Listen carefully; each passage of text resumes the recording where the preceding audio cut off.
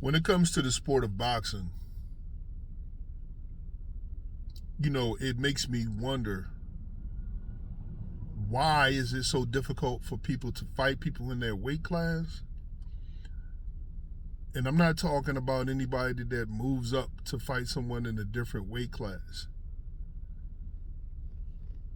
Why 135 can't fight in 135? Why 140 can't fight the best in 140? You know what I mean? These are the things that stop us from enjoying boxing, and trying to protect your zero, is not really the way to do it. You know what I mean? I don't know. I do know where this protection of your zero comes from. It comes from people that want to keep and hold on to a reputation. But here's the thing about that in the reputation, is that you're getting a reputation off of someone that doesn't have a rep. Meaning, you're not fighting the best, you're just padding your record. And when it comes to the sport of boxing, in anything that you compete at, you're supposed to want to compete against the best so that you can be considered the best. Let's go back to it being one champion. And a real champion fight the real champion. Not the way these matches are being picked now.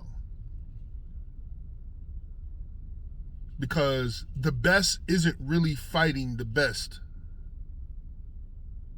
They're not.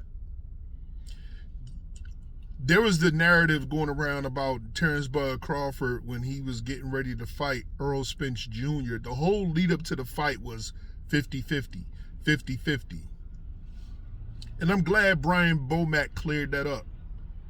He said the fight is going to be easier than you guys may think. And let me tell you something, man. A lot of you Earl Spence fans, you still are in shock.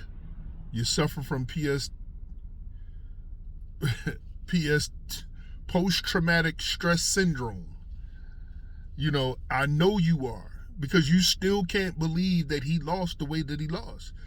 How do I know that? Because you guys are still making excuses for Earl Spence Jr. And now Earl Spence Jr. is making excuses for himself. And then when you get a great like Terrence Crawford, someone that is not a sellout, someone that is not going to take the check behind the scenes and involve himself in the corruption of boxing, you don't appreciate him. And this is what happened. He couldn't be sold. He couldn't be bought. And that's where all the ducking and diving came from. You on the wrong side of the street. Why won't I go the easy route and fight Sean Porter first? Get rid of your promoter. You need to come over here with us. A whole laundry list of things Terrence Crawford had to do to get the Earl Spence fight, and showed you guys how easy it was.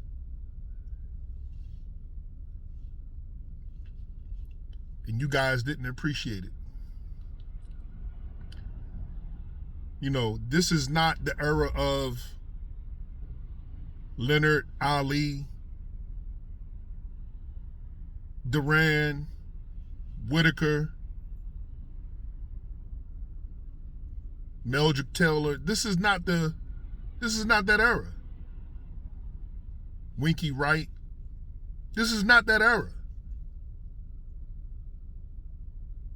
Because you guys are afraid of losing. When you're down, there's only one place to go, and that's up.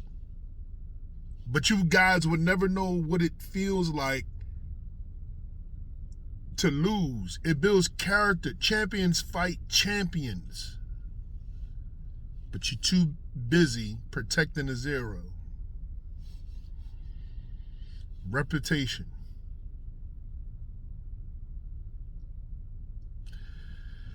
So this is what you get. You know, these fights that we are getting now that really doesn't make any sense, and then it's taking too long to have good fights in between good fights. So let's see what happens. You know what I mean? Hopefully Terrence Crawford will give us another fight.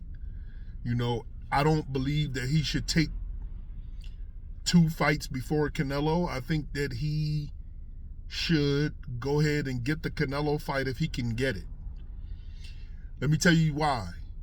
Because he's fighting or sparring with heavier guys. He can take a 168 pound. He can take a heavyweight punch. Yeah, I know sparring is not boxing. I know it's not the actual fight. But Terrence Crawford clearly spars with heavier men. Sparring partners. So let's get it, man. You know, I'm not going to make this video long, you know. So with that, tell me what you think. Like, comment, and subscribe. Peace.